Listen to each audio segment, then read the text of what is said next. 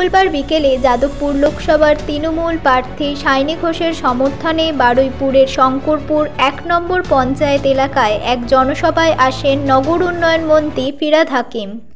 তিনি এই জনসভায় এসে বলেন, কান্ডারি বলো ডুবিছে মানুষ সন্তান মোর মার, সেই কান্ডারির নাম মমতা বন্দ্যোপাধ্যায়। সেই কান্ডারি আর তুমি দাঁড়িয়ে থেকে বলছো अगर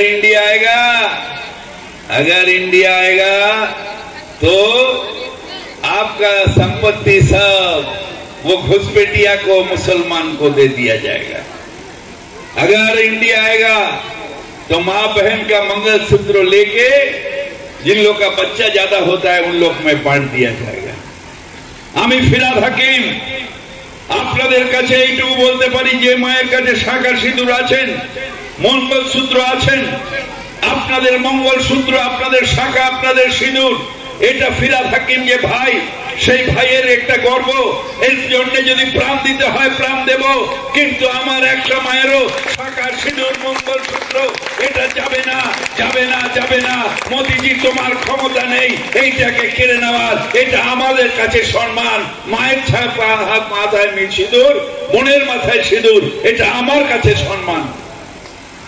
আমরা সবাই একসাথে থাকি, আমরা একসাথে মিলে থাকি এবং ভারতবর্ষ এটাই ভারতবর্ষ, যে আমরা সবাই মিলে একসাথে থাকি, সবাই মিলে একসাথে বাস করব, সবাই মিলে একসাথে হই হই করে থাকবো।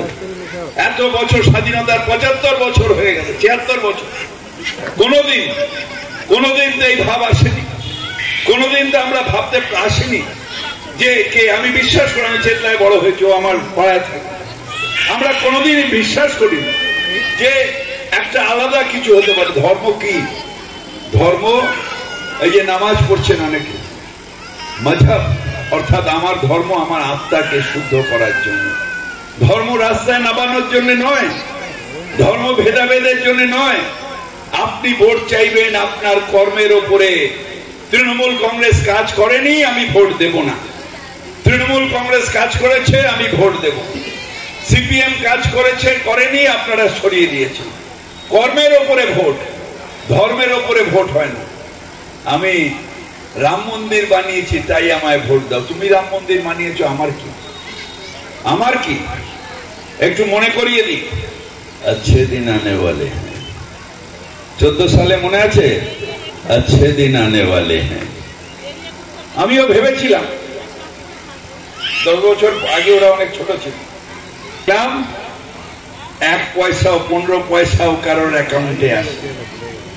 বললো চাকরি হলো নাকি, তাহলে ভাববো একটা দুটো গরিবের ছেলের চাকরি দিয়েছে, তাদেরও কারোর চাকরি হয়নি। অর্থাৎ না হিন্দুর চাকরি, না রাম ভক্তের চাকরি, কারোর চাকরি হবে না। কারণ না হিন্দুর না মুসলমানের, মোদি হচ্ছে কর্পোরেটের, দেশ বেচতে এসছে, দেশ বেচতে।